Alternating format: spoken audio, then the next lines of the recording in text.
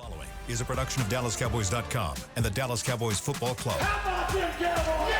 Go Cowboys! This is the Players Lounge, broadcasting live from Dallas Cowboys World Headquarters at the Star. Now your hosts, Barry Church, Heckma Harrison, Damontre Moore, and Newy Scruggs. Yo, here we are, Players Lounge, Four Horsemen coming at you today, doing it the last show till training camp, all right? So this Players Lounge matters. We got... Little break. Yes. We got, first off... Little break. Got it. Little break. I mean, this is the break of this dude on the show.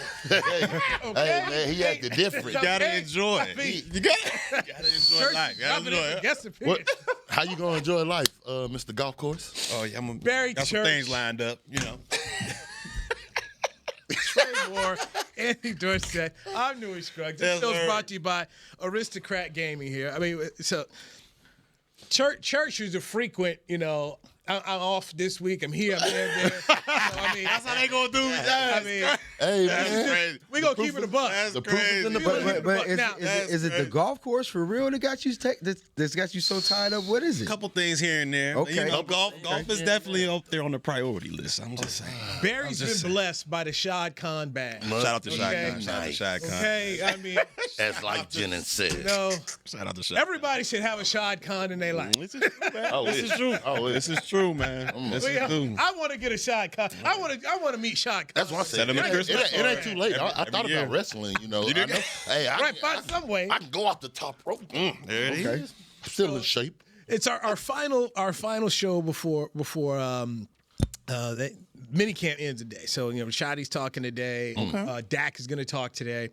And then they're going to get off to training camp in July, late July, Oxnard, California here. So all three of you guys have played in the league here. And I asked George Pickens yesterday, you know, what are you going to do with your time? 'Cause I'm just relax. What does relaxing mean to you? It's efficient. What does it mean? So for you guys, tell our viewers and listeners, what did you do after minicamp was done and you get this final break before you hit camp in July? Oh, well, for me, it was I traveled. You know, as soon as camp was done, big money, OTAs, all that stuff, man, it weigh you down a little bit. You know, it ain't the pads and nothing physical like that, but just, you know, being at meetings, you know, hot Texas sun, I traveled. You know, that first week, you know, me and the wife or whatever would go do our thing. But when we got back, it was, I wouldn't say it was relaxing, but I still, you know, was grinding a little bit, working out here and there, but not making sure my body was ready for training camp coming around. Because we all know when you get up there in that training camp and them pads, and back then it was 2-a-days. I don't know. It was 2-a-days back then. different. It was a little different. Totally different.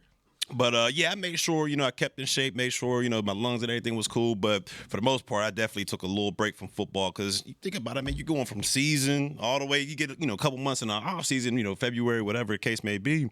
But after that, you right back in the grind. So I had to make sure I cleared my mind a little bit. Yeah, for me, I probably took maybe the first week off or something. I go home, and I was a big family guy, so I'm going home. Like, it took me a while before my first few years of buying a house in the league. Like, it was me, my mom, my sister, my girlfriend, who's turned into my wife now, where we sat there and like we were in Dallas. So for that week or two, we did cookouts, we did crawfish boils, we actually just kicked it and had like a good family time. And then after that, like, you know, about a week and a half of getting it in, it's like, hey, I was back into the mode because going into training camp, you had it. You were getting ready to go to battle. Like, for me, it was like it was turning on this going to war type mindset where I'm like, hey, I'm really getting prepared. So I'm going in there, I'm running, I'm making sure my cardio is right because it looks different for everybody. I know some people that when they leave training camp, it's like, hey, I'm chilling. I'm not doing anything until maybe a week before training camp, and I'm good. Some athletic DBs, I know that, but most of the D linemen, like, it only took us like a week to get out of shape. So like we couldn't afford to go hang out 2 or 3 weeks. It's like, hey, the athletic ones, you get about a good week and a half. But after that, those next 3 or 4 weeks, you got to come in there on your high horse because it's time to work and it's time to go. So for me, that was resting, relaxing with family and going from there. Anthony, what you got? For me, man, it was like, so I would use the OTAs and the mini camps as a gauge to see on certain things that I need to work on or where I need to get sharp at. So after those OTAs and minicamp, it was like back to the lab. You know, because basically you look at it like, so after that last mini camp, structurally, we always said, okay, you got to the 4th of July. Because after the 4th, that's when it starts tapering down. You know, you're going to have a few weeks outside of that. So we would basically get back in the lab and go hard.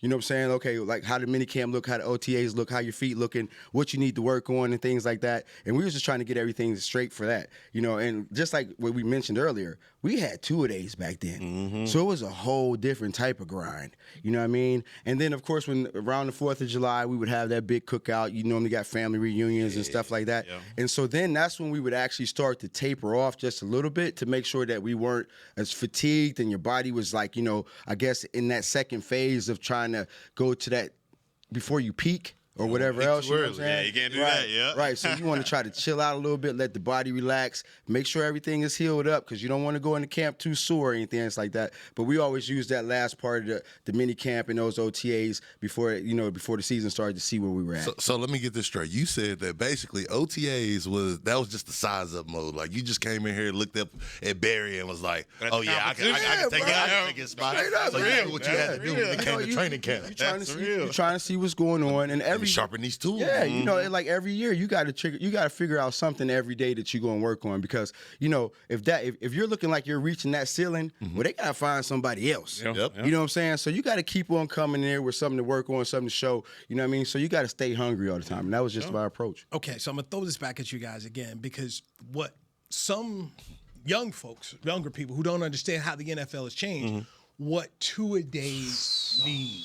Man, okay, break it down. Oh, let me go ahead and get this because I'm the youngest one out of all of them. I did get to experience 2-a-days, but I didn't have the 2-a-days where you had full pass 2-a-days. I heard about those talking to the old head Plexico, Justin Tuck back in the day. You know, you come into the locker room, I'm like, what are you talking about? We do got 2-a-days. Like in the morning, we coming in there, helmets, running, doing like full scripted periods. I'm talking about like an hour worth of work. And back in the day, Coughlin made you work. He gonna get his money's worth. And so then after that, it's like, hey, all right, let me go in here and take a little break. Let me eat. Oh, y'all complain about 2-a-days. The next one, we coming out there and pass. And I'm like, man, that was a grind within itself, within the right organization, because going to Jack Del Rio 2-a-days, now you go to a Pete Carroll 2-a-days, it might, you know, you might not be as physically demanding on the body, but mentally it's a whole different thing. And so to hear about, I can only imagine the demand that it took on my body, because still mentally that was a grind to be there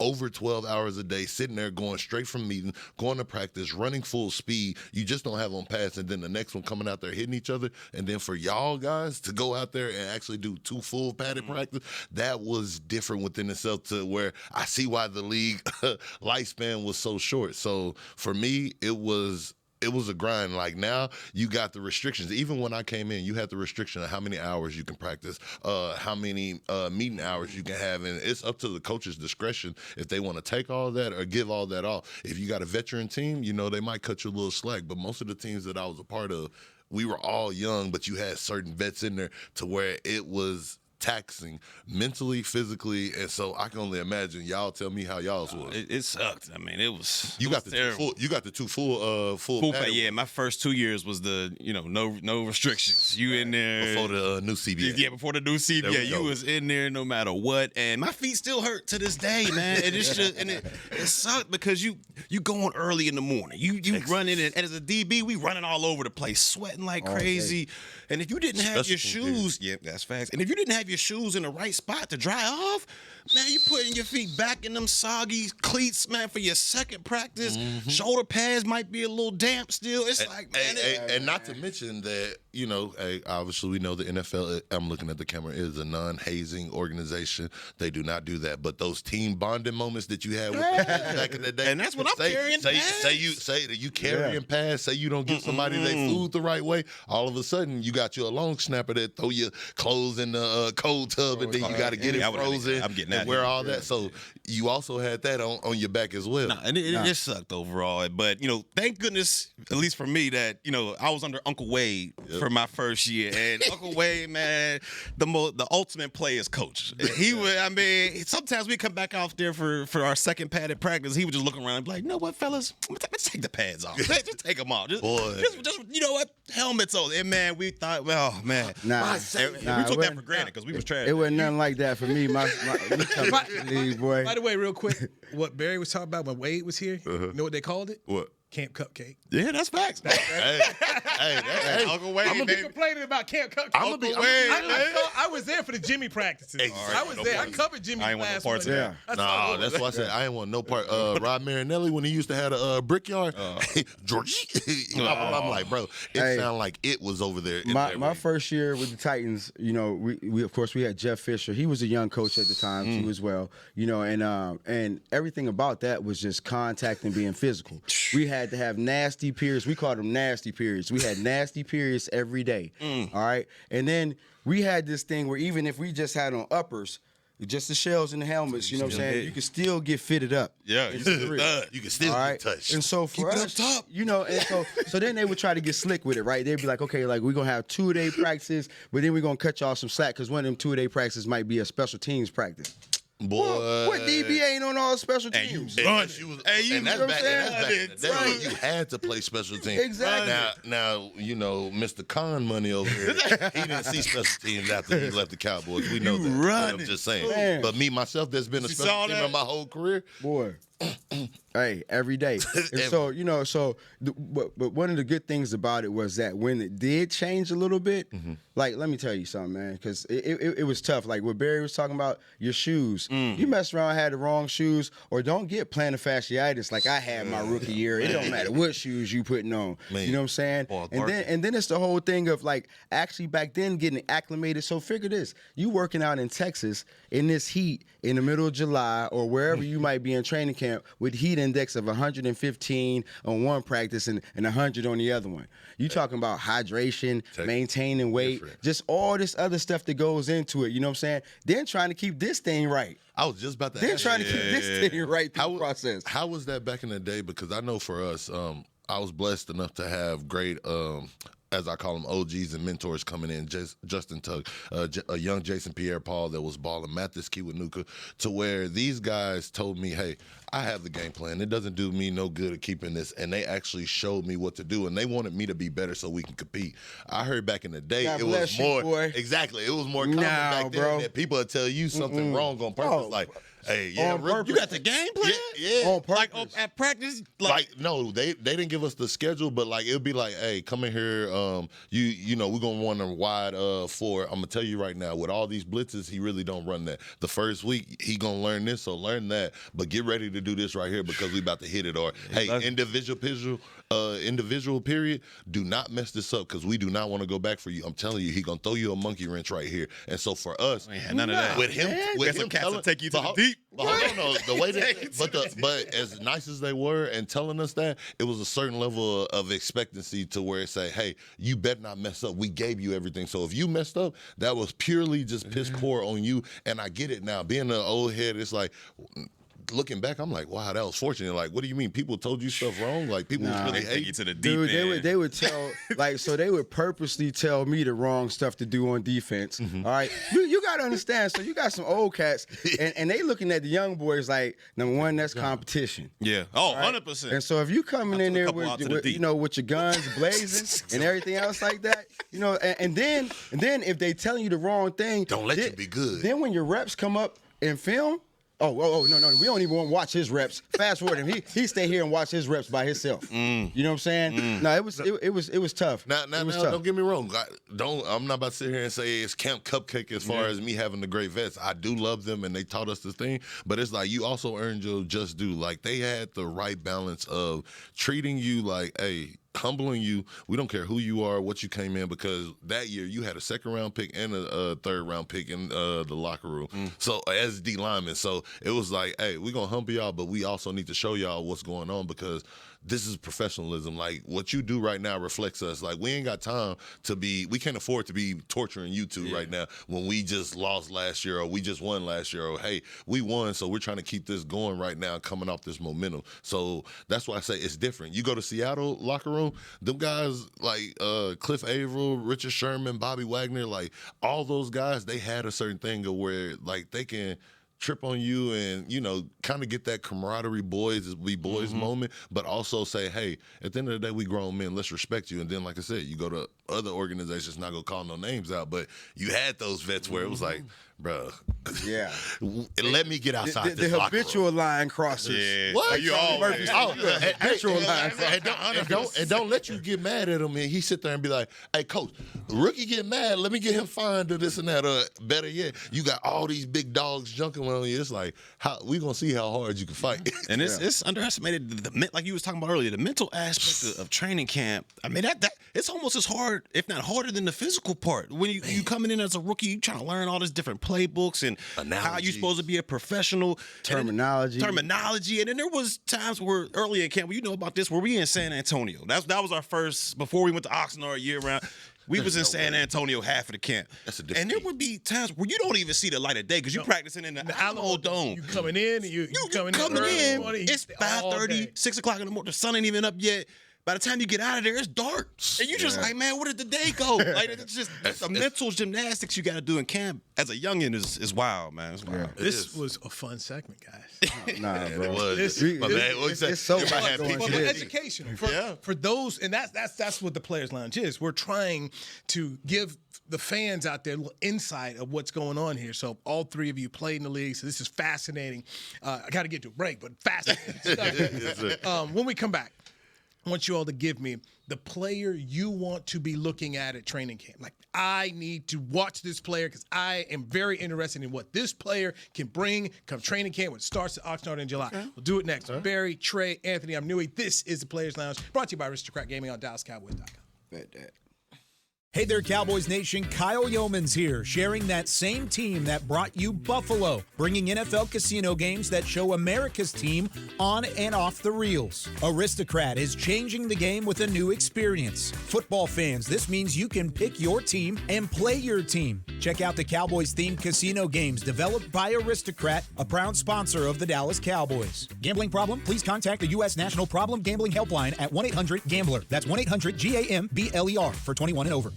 Dallas Cowboys Game Day is brought to you by Captain Morgan, the official spiced rum of the NFL. The NFL season is full of legendary tales on and off the field. And when you follow the captain within you, stories become stuff of legends. So gather your crew and visit followthecaptain.com to begin your adventure.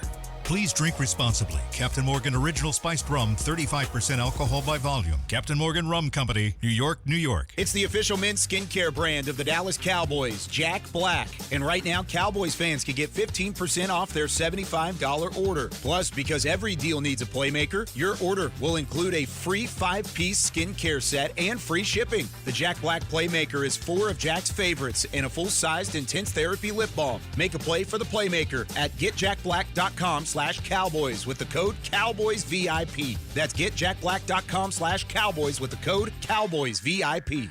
Raising Cane's presents the other rules of football. Rule 1, any broadcast without the express edition of cook-to-order Cane's chicken fingers is prohibited. Rule 12, no crinkle-cut fries, Texas toast, or craveable Cane sauce constitutes an illegal formation. And Rule 31, anybody who loves to feed their game face is an eligible receiver of Cane's. When it comes to winning game day, Cane's rules. Raising Cane's chicken fingers. One love. Go Cowboys. Back to the Players Lounge. The CONCACAF Gold Cup is back at AT&T Stadium with 2 doubleheaders. Watch Costa Rica take on the Dominican Republic and their Suriname face Mexico on June 18th. Then on June 22nd, the United States meet Haiti and the Dominican Republic takes on Suriname. Do not miss your chance to see best soccer team in North America. Get your tickets for both days now at SeatGeek.com. We are 1 year away from the World Cup coming here. Oh, I can't wait. I can't wait. Barry, give me your sweet pass. 9 matches will be played at AT&T Stadium, which is the equivalent of having 9 Super Bowls. It is going to be something to see. The city going to be crazy. Yes. Oh, crazy. I can't wait. Okay, I'm asking this now. Wait. Newy and Barry, please take me to your suite. I got to hop in with myself. I'm like, hey, I got to get one myself. You don't understand who FIFA is, okay? FIFA who runs the World Cup, They ain't giving out nothing. They don't. Oh, no, my brother. You know how many years I've donated? You know how many years I've That's the donated equivalent. to FIFA? That's equivalent to the Super Bowl. I There's mean, 9 of them that are coming. 9, Matt. There's 9 Super Bowls coming. It's gonna They be get crazy. nothing. Are they expanding the stadium by any? Because you know them soccer, they be 130 deep in that wait to mother. tailgate. Like, that's gonna, It's going to be something It's gonna be special nuts. here. And while the final is going to be played up in New York, but nobody's got more matches than Arlington that's going to have them. So I'm excited about it. deep. Yes, it's cool. It's cool. Revenue to the city. Oh man. Yes. That's gonna be crazy. good. So another mandatory minicamp. We're gonna wrap this thing up. Dak Prescott's talking today. Brian Schottenheimer, he's gonna have his take out there. So when we get to Oxnard, go around the room here on the Players Lounge brought to you by Chicago Gaming. So Anthony Dorsett, I'm gonna start with you. Who's the one player you're gonna be looking at training camp saying, man, I got to keep my eye out on this? I'm gonna cheat a little bit, and it's not actually gonna be one. It's actually gonna be 2. Okay. I'm looking at these 2 corners. Yeah, it is. Both of them coming back off of some type of injury. You know what I mean? I don't know exactly what Diggs is going to be able to do in the beginning of the season as far as his health. But with Bland coming back, and he played a little bit last year, but like you always say, you take that second year to actually get back healthy, to truly get back healthy. So I'm actually going to be trying to see what's going on in that secondary with those corners, man, because the years that they had, the previous 2 years before those injuries, these dudes was like putting up numbers that were unheard of as far as interceptions and shutting down one side of the field. So I'm really curious to see what's going to happen in the secondary. Diggs yesterday spoke in the locker room, so I was there. So Diggs was there. Very much a heated ping pong match between Competition. Big JT, the rookie from UCLA, and Micah Parsons. There was only one person in the room cheering for Micah. It was Diggs. Everybody else. One of them. I like that. It was beautiful to watch. I was so glad they let us in the media just watch this thing. Shotty was in there watching it too, but it was a lot of competition. But Diggs said he hopes to be back for week 1.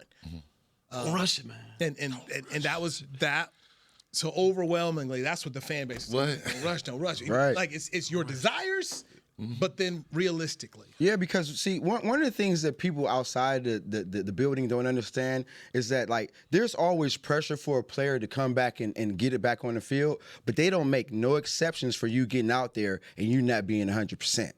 Correct. So they want you back out there, and you feel obligated to get back out there for your boys and your team. But if you ain't 100%, they gonna hold you accountable to everything that happens out there. All right. So Put no bad tape. Yeah. Put on no bad tape. So like just like you said, hey, don't rush it. Take your time. Come back right. You know what I mean? Like that song said, don't touch, don't touch. Damontre Moore, who you got? Man, for me, I'm going to go ahead and piggyback off my dog, Mr. Dorsett. I'm going to take 2 of them real quick, but I'm going to make it real short and sweet for you. I'm looking at the second round pick in this defensive lineman. I want to see what the big fella's going to do. I've been hearing good things. People have been talking about him, and we all know what Micah's going to do. We pay Osa that money, but we need somebody on that other side to come over there. And so it starts up front. I'm biased, D lineman. I need to see what he's going to do. Donovan Ezeraka from Boston College. Yes, sir, Mr. Ezeraka. Yeah. See, I knew you was cute out there. So you give him his. Hey, I love you, young fella, but I need to see that as a D lineman. He needs to come in there. If like as Newy be talking about the lamp and all this stuff and leading and stuff like that, I need to see if he has that capability. Next, I need to see. Hey, George Pickens. I've been talking about you since you got here, man. I've been telling you. I know what's going on with CD. I know what's going on with Dak. I'm liking what I'm seeing from this running back. I'm loving what I'm seeing with these reports. They're saying Pickens is being untouchable right now. He's looking good. And we all know that during OTAs, you have that guy that looks good. You have that big offseason acquisition where it was like, I see why you brought him in. Now I want to see if it's going to transfer over when we put these pads on. And if it transfer over like that, I told you, I'm going to be on that Barry way where we got these 2 guys humming. Hey, we might be at 10 wins. So I'm just saying. But I love the reports that I'm seeing from him and what he's doing. I just want to see if he's going to do it in pads, which I believe he is. So I need that momentum to keep going to have that snowball effect. Okay, I got 2 as well. Both in the trenches. Okay, yes, all right, sir. Both in the trenches. Defense, starting on the defensive side. I gotta see what Mozzie Smith can bring to the table. All right, we've got to have somebody in there that can basically clog up that middle. I mean, Osa, I believe he's on the come up. I think he's going to keep rising and keep being a better player. But Mozzie, he was a little inconsistent. Rookie year got a little bit better. sometimes he got tossed out the club. Then you saw other examples where he was scouting there. I just want him. I don't want him to be a flash player. No squirrel technique. I want to just be scouting there. I don't need you to be this, big, guy, Aaron Donald. I don't need you to be Aaron Donald. No. Just be there so you can take up these. Don't worry about that. You ain't lying about that. Don't worry. You can let these linebackers run. So Mozzie, hopefully he's able to take that leap that we all hope that he can do. Are you just saying that because he was drafted high? No, I'm hearing good stuff from the. That's what I'm saying. I want him to take that lift. That big Samoan kid, I heard he is clogging up the middle. He's a big dude. I talked to him the other day. He's a big dude. He's a big dude. And then my last one. Well, go ahead. No, go ahead. Okay. My last one. It's got to be Guyton, man. The left tackle. Yeah. I mean. Yeah.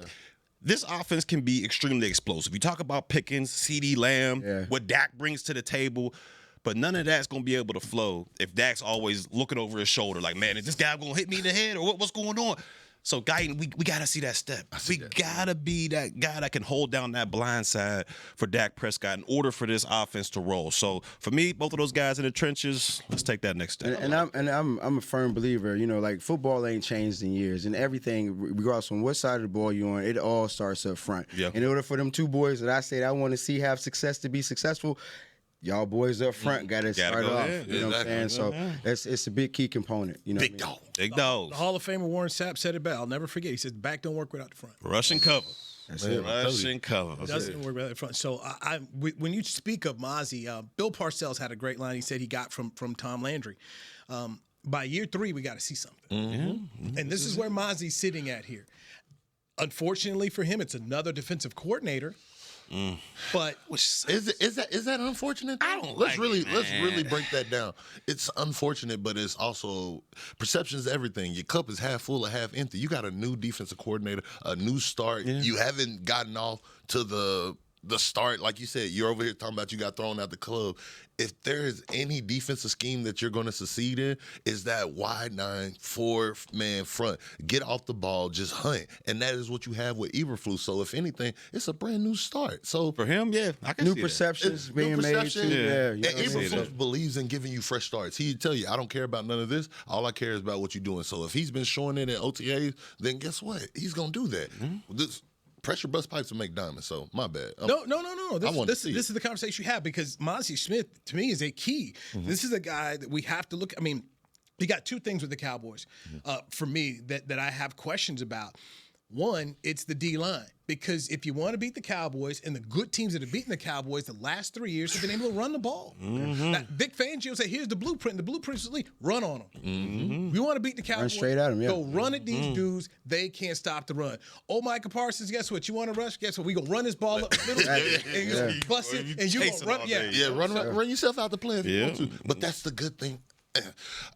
I'm remiss because I do not know the linebackers' names that we have, so that's a challenge to them. Make me learn y'all names. Like, be those guys this year, because if the defense penetrates right there, you're going to have your linebackers that can just cover, go downhill like back in the day. Zaire Black with at the Colts, what was the other kid that your Q-Dog brother, Leonard from LSU? Like, he was able to free flow when you cause that penetration. So it's not going to be a catch technique. Like, this is you really getting off. So, like, it shouldn't be no excuses for this run defense. Between the scheme, if you go out there and execute, like, I don't want to hear none of that. Look, Kenneth Murray, who they brought in here. He's a solid linebacker. Yeah, he's doggone good linebacker. Yeah. So, and obviously he's got something to I apologize, sir. I'm going to learn. But that's, there's a player that if up front they're doing their job, he can have a good season. Yeah, he can flow. And as we saw with Kendricks last year, who's no longer here, but he knew Zim's defense. Mm-hmm. But when they got up on him, he wasn't as good as he could be. Yeah. That's not his fault. You think Murray has the potential to do Sean Lee type caliber? No? Man, Sean was special. Ain't no way. Before injuries got to that boy, Sean Lee was a different breed. He definitely was. You know what I mean? And even after injuries, he was the Cowboys, it's like when you look at them as a team, and it's been a long time. I'm trying to remember that all-pro linebacker that we had that was like that dude that was always there. We've always been known for D-line, running backs, quarterbacks, skill positions and stuff like that. But the Cowboys, it's been some years since we've had that dominant force at a linebacker inside or something like that. Micah's rushing on the outside and doing his thing, but we ain't had that dude like, you know what I'm saying, like a Bobby Wagner type guy who could hold it down and be consistent for years, for a long time. It's never been their real big philosophy, especially since Jimmy left. They don't. Yeah. So it was a surprise for a lot of people that they drafted Micah Parsons, because linebacker's not been a big thing. When Jimmy was here, they were very much D-line and then the back end. Those are you saw when you talk about in terms of first round picks. You saw first round corners and first round deal. You really didn't see that many linebackers. The one linebacker that Jimmy did take in the first round was Robert Jones out of East Carolina. But for the most part, they even like Ken Norton was the second round, and they didn't pay Ken Norton. They just didn't put a lot of emphasis at the linebacker spot because they felt like if we're good in the back and the front, we can find some other we can plug in. You can plug in some guys there. I'm going right back over to what you said, because I said this yesterday on the Media Mash. Tyler Guyton is the key to this thing. If your left tackle cannot protect in this league, you got a problem. Look out. What they say? Front side zone. And this run game is up in the air right now, too, as well. So the schedule, you think about, okay, you starting off with the Giants. I mean, you got the Eagles, then the Giants, then the Bears, Packers. You got, Commanders are on here this year. You got the Broncos, Chiefs, Lions. Those got some dogs over there. Chargers. I mean, so you're playing some teams that if your left tackle is not getting it done and it's a bunch of lookouts, it's a problem. Oh, yeah. One of the things, and this is where I've learned how to make these interviews work, is listening to what you guys as players don't say. Say a little bit. And so we're talking to Jake Ferguson, the tight end, yesterday, and he talked about, first time ever in my career, I didn't catch a touchdown, and it's on my mind. And then he talked about, last year I had to do a couple things, and then some, had to chip. At times, it was like, you got to help a brother out over there. Hey, I wasn't able to get out. For y'all that didn't pick up what he said, hey, I need you to pick up your slack so I can get paid. So I had to help the rookie last year because he wasn't getting it done. So instead of me getting out here running some routes and doing what I want to do, I had to help Homeboy. So hopefully, if Homeboy does his thing, I can go get loose, as I'm a free agent and want to get. Yeah, man. And so when he said it, he wasn't throwing shade, but he was also trying to let you have an understanding of why haven't I been so productive as I could? What they say, read the contact clues, follow the bouncing ball. But some people, and this is some of the fault of some of the media, some people didn't get it. No. Some people did get what he was saying. And that's why I go back into when we talk about Tyler Guyton is a guy, he was hurt last year, thrown in from a different position, hurt at training camp. So a lot of things that didn't go the way he wanted to. And let's be honest, and Chris Beam, you know this, our producer Chris Beam, because he was in camp too, and there were some issues with the O-line coach. And now people feel that you're hearing things that they feel better. The guy from Arizona, right? Kansas State. Yeah, but the offensive coordinator from Arizona, it was the O-line coach there. So just having two run guys there. But these were just some issues that, these guys are starting to see and do some things different. Maybe they make this O-line play to their strength a little bit more. But bottom line is this offensive line is getting tested week 1, Thursday night against Philadelphia, and it's going to set the tone. And offensive line and defensive line. But Tyler Guyton, I don't know if you've seen him. Guy lost weight now. He's looking good. Is that gonna help? Because I mean, you got to put some rocks in your like pocket. A hooper sometimes. well, first off, that's what he was. Exactly. And for me, as a D lineman, like when I seen those guys on that scout report and it said a former hooper and this and that, I'm licking my chops. Oh man, he ain't built tough. He ain't forward tough like that. Like it's a certain mindset. It's a reason. No disrespect to the basketball players, but the way that we looked as football players, it was like it was a certain dominance. So for you to switch sports, do that, and you losing the weight, it's like the way that I look at you. Don't get me wrong. No disrespect. Mike McGlinchey is good. He's been his own type of guy. But guys in the league love to line up against Mike because guess what? You knew he was light. You knew he was going to overestimate himself, and you could run him out the club. So what you telling me that he's losing weight? If you'd have said that, hey, he leaned up and I'd have been like, cool. Okay, so that's what I meant to say. Okay, he bulked up. Okay, there we go. There we go. Don't give him credit. I would go into this where when you looked at Tyron Smith.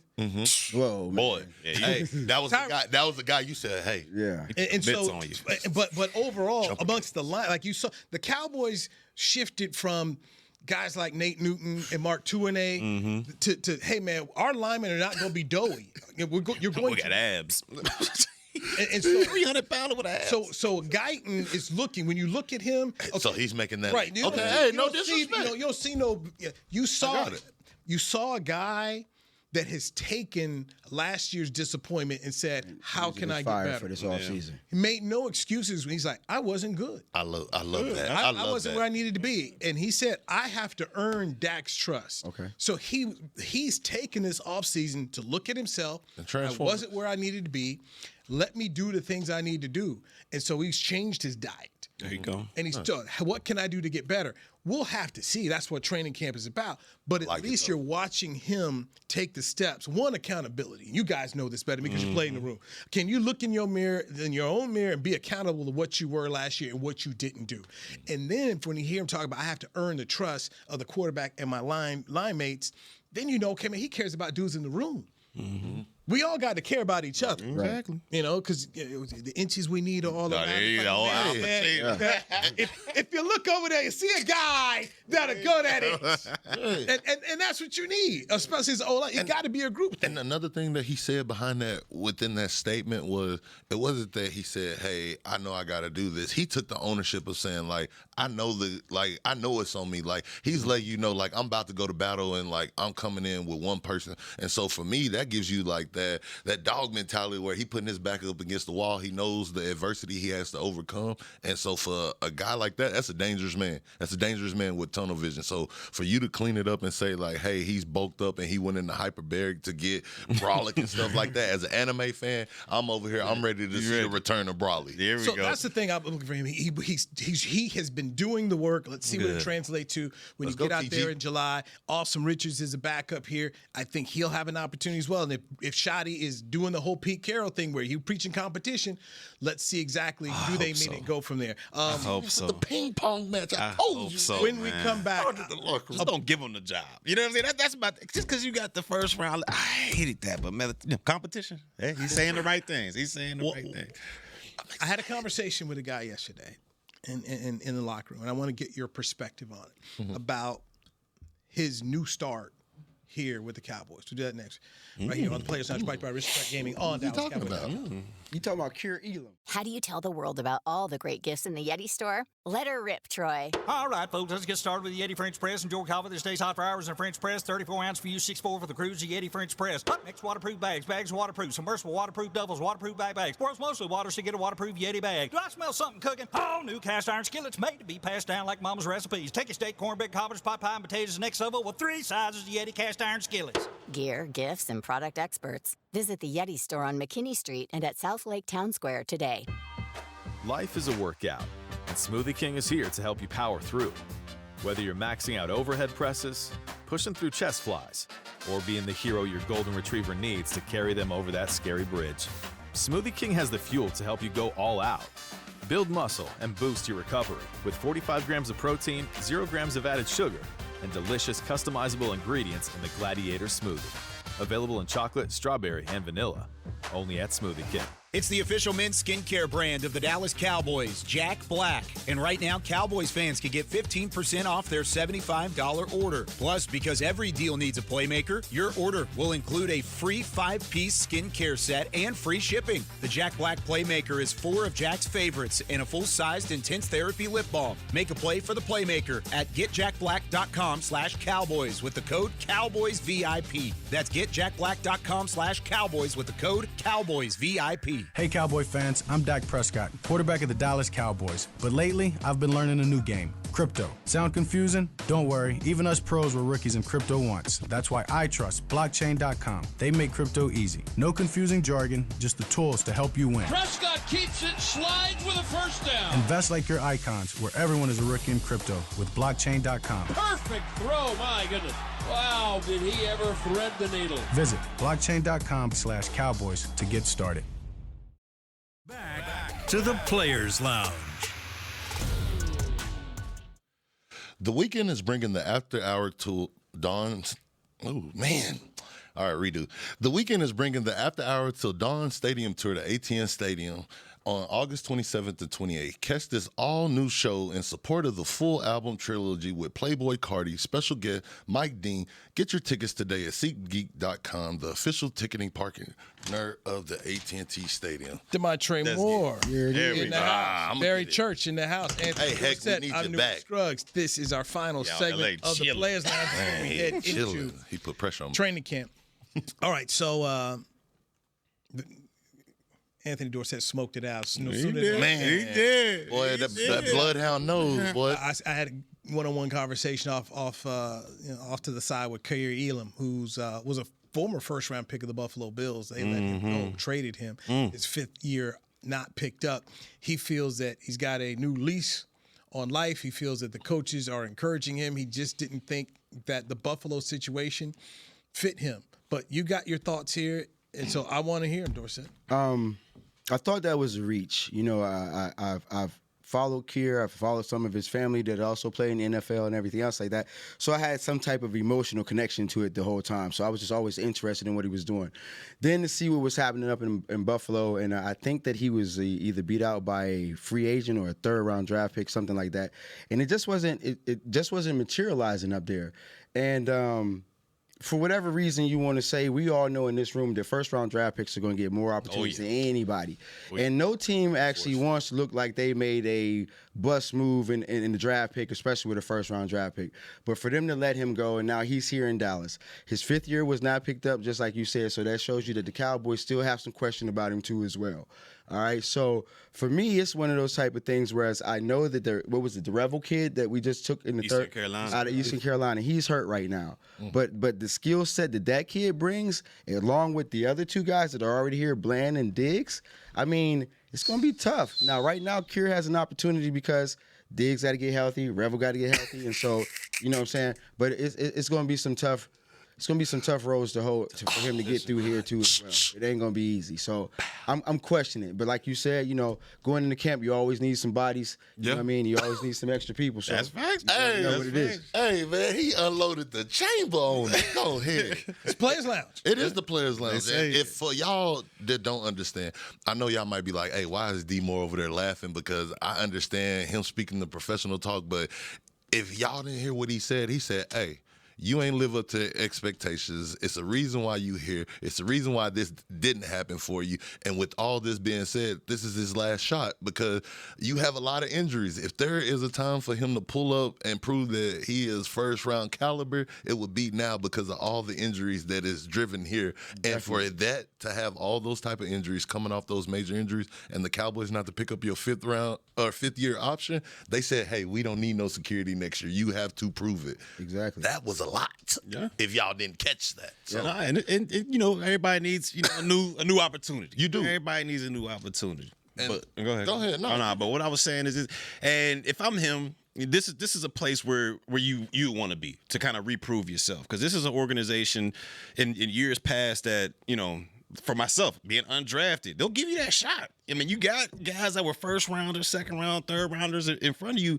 If you prove you can play out there, they're going to give you a shot. So this is an opportunity for him to kind of, put Buffalo behind him, go out there and hopefully perform, to the top of his abilities. But as you understand, like with 1st-round picks, you get that leash. You get that long leash. You got to prove to the organization that you can't play ball. Exactly. And he's getting those opportunities, and this may be his last one. So he's got to go out there with the injuries that they have out there and take advantage of the reps. Is it fair enough to say, and I'm just being a little messy, but because y'all back there in that back end. But is it fair to say that this is the defensive version of Trey Lance potentially? Ooh, we're going. I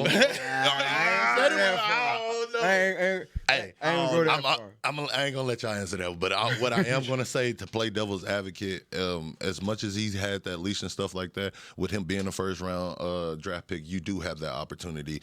Sometimes it is a change of scenery and just getting that new feel. Like you're in the media capital, like one of the largest media markets. You're playing for America's team. Guys are coming off injuries, and you know that pressure that you have to do. What you having the lineage of your family members playing in the league and you being a 1st-round pick, this might be that redemption tour to where he can have that rebirth. So if those D linemen do good, all he got to do is just sit there and be ready to catch. Ready to catch the ball. Hey, so we'll see. But one thing about it, being in this organization, on this team, all that attention is going to come. It is. Pressure You bust can't pipe and avoid make the diamond. spotlight here. You can't avoid it here. No, week one. You know what I mean? And it was the interesting thing too when I talked to him. I was like, this schedule got some receivers on here, and looking past 2025, just looking at the landscape of this, Bland's going to be a free agent. Mm-hmm. So Diggs and his contract, depending on the way things go here with him, they could hit the exit button on that. You took Ravel from East Carolina, so they're looking and hoping. So the opportunity issues here, there could be some. It's throwing a dart. Let's see what we've got. They've done it at several positions. For them this year. So Elam's got an opportunity, which is what he said. Like, man, just give me a shot. Give me a shot. Let me ask you this before you try to go to a break. Newy, with you seeing all the people that have been around, like the as we say, the misfits. Rob Marinelli used to always say, hey, I love getting these cogs and showing that they can work in the machine. Do you think that he has turned that corner to where it's like, hey, he's really about to prove this? Like, he's showing me something? Because he has the pass breakups. Okay, and that was something he did in Buffalo, and he talked to you about, hey, 2 years in a row, man, led the team in pass breakups at camp and the OTA. So he's shown you he can do it, but it didn't translate into practice. Yeah, he was about to hit the AI. Practice. Not a game. Not a game. That's what I love. I have to see it in practice. And so that's why I asked. And so this is your version and what you believe. Okay, take it to camp and let's see.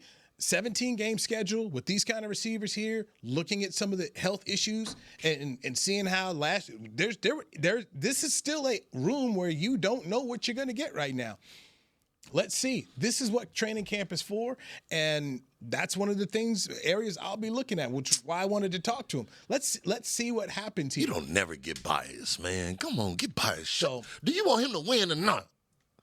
You believe he gonna win or not? I want to put you in the book for something. I don't know. That's why I gotta say I don't know. That's the reason why you good at what you do now. I see that. I don't know. Hey, so let me tell you something. So we went to OTAs one day, and it was just OTAs. You know what I'm saying? But when you that new dude on the block and you trying to establish yourself, there's going to be a certain way that you're going to approach your business. Even in the OTA, it's going to be every day. It's going to be day in and day out. And I ain't see it. That's why I'm asking Newy, because I didn't see he's in there a lot more. Has he seen that? But no, here's the thing. He's done it. He knows you. You've been in the locker room seeing them and stuff like that? He knows. You've been in the locker room seeing everything? He knows what to look for. No, I haven't. Exactly. But I've been on the field. You know what I'm saying? So I'm equating it to that, and I'm equating it to being that new guy in the new atmosphere, trying to establish yourself. You know what I'm saying? And the way that you're gonna go about your work and everything else like that. That new guy in the locker room and that new guy on the field, he ain't got that liberty to say, unless he's an all-pro like this man standing behind us on this picture on the deep ball, like I got that, or like not breaking on balls a certain type of way, and just like no, you got to show me you got that. Yeah, you can't just tell me. This is great. This is why I love the show, and just okay. But that's why I wanted him to be the angel and tell us, because I knew from a player's perspective where you were going and laying that up. That was the bad. I needed him to have the good there where he could say, I seen it. But see, I'm smart enough to understand he's played this. Let me listen to him. Yeah.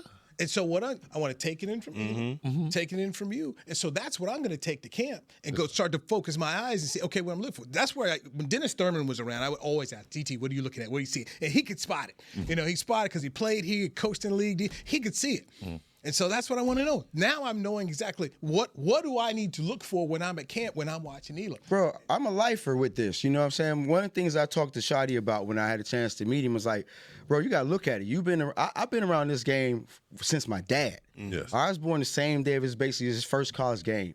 I grew up in these locker rooms. I've been watching football, and I got a view of football like a lot of people don't have. You know what I'm saying? So when I see it, you know what I mean? It's like that. You know what I mean? Either you got it, you don't got it. And there's places in there where you can say, oh, he going to get it. You know what I mean? But just as we're talking about, you have to be able to come in and establish yourself. You don't want to come in from another team after you're getting cut or traded, as a first-round draft pick and not come in and assume some type of leadership role, let people know who you are and what you're about. You know what I'm saying? And so that is not just a verbal thing. That's an active thing. That's something that I can see every rep, you know what I'm saying, that I can pick up on. So like I said, I was only there for one day, but I didn't get that day. Now I saw George. Hey, George out here. That was my pick. You put me in the book. Hey, I said that. You can look at that man and tell there's something different about that kid when he catches that ball and in his reps. Yeah. You can see it immediately. And for all our young listeners out there, man, you take that same mentality defensively. You know, I'm locking it. Take it to special teams as well. Yeah, because guys they don't realize that when you get on the football field, there's only a certain number of players that can get on the defensive football field. And if you want to make the team and you want to have an impact and you're not that guy, make the special teams coach your best friend. Bruh, ball out. That's how you prolong your career or how you start your career in the National Football League. Real talk. So for me, rookie year, I'm a special teams dude, right? And so as I began to do more on special teams, next thing you know, AD, you got a package on defense. Boom. Next thing you know, AD, that's so how like, you do it. You know, and it's little stuff here, there. You know what I'm saying? Third down. Yeah, and you don't recognize it, but like you showing the team, you showing player personnel. Because people don't know about player personnel, but you're showing everybody like, hey, look. Hey, so I'm growing and I want some more. Yeah. Like, give me a chance. You know what I'm saying? So that what you said is the key. Young boys, find your special teams coach. Become his best friend. Parcells used to say, how many plays can I get out of him? Yeah. And when you talk about special teams, availability, that's more plays. Yeah. And so, okay, and if we got him on special teams, as you said, now, okay, so we're putting him in on game day because he got to be on special teams. Okay, what about a package here? Somebody goes down, be ready to go. Yep. So more dependable that you show you can be in areas of the game. We got to get out of here, man. This was fun. That's it. Dorsett, Moore, Church, Newy Scruggs, Chris Bean, Josh, everybody's been a part of it. We will talk to you in July on July, baby. Lounge, brought to you by Rich Craig. Don't be gone long. DallasCowboys.com. See you next time. This has been a production of DallasCowboys.com and the Dallas Cowboys Football Club. How about this, Cowboys? Yeah!